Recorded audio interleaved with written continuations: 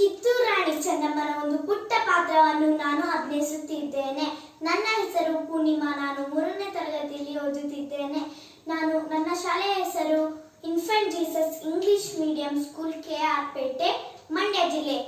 ಕಪ್ಪ ಕೊಡಬೇಕೆ ಕಪ್ಪ, ನಿಮಗೇಕೆ ಕೊಡಬೇಕು ಕಪ್ಪ?